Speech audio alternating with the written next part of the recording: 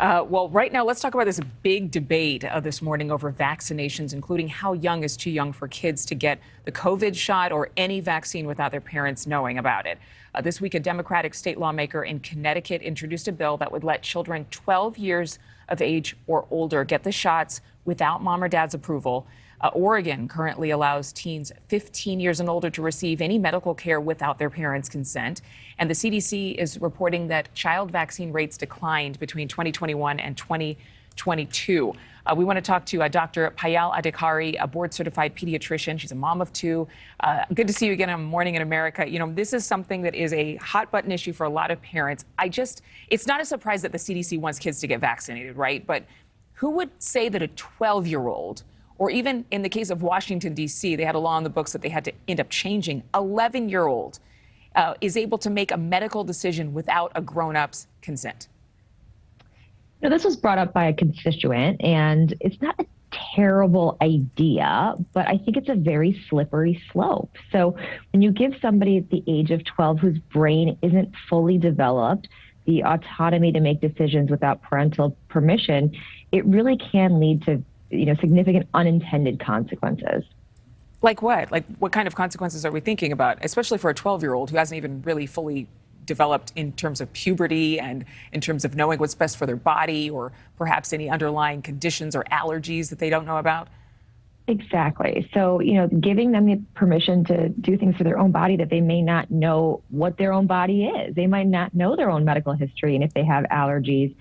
And if they're getting these vaccines by themselves or other medical care by themselves, who's there to monitor if there are side effects or contraindications, something that they're not allowed to do? They just might not have the knowledge and the maturity to know that yet. Well, in terms of this discussion, Oregon has a bill, as I mentioned. Washington, D.C.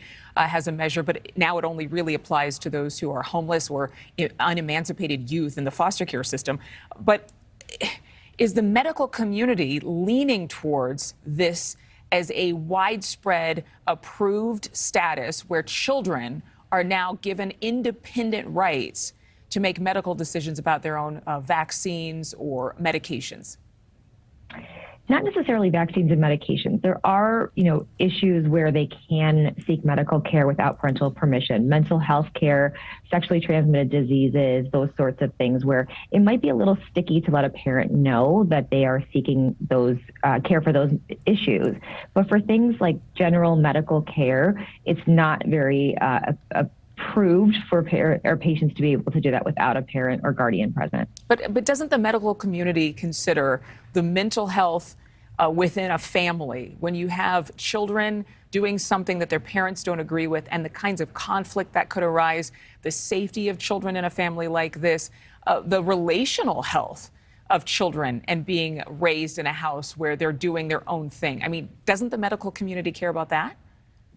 We do. And I think that from what I've seen in my practice is that when there's conflict between parents about what medical care they want for their children, it can be extremely traumatic for kids. So with a measure like this, if a kid is able to make their own decisions, what I worry about is if there are two parents and one parent wants them to get the vaccine and the other one doesn't, that parent kind of puts it on the kid and says, hey, you get the vaccine.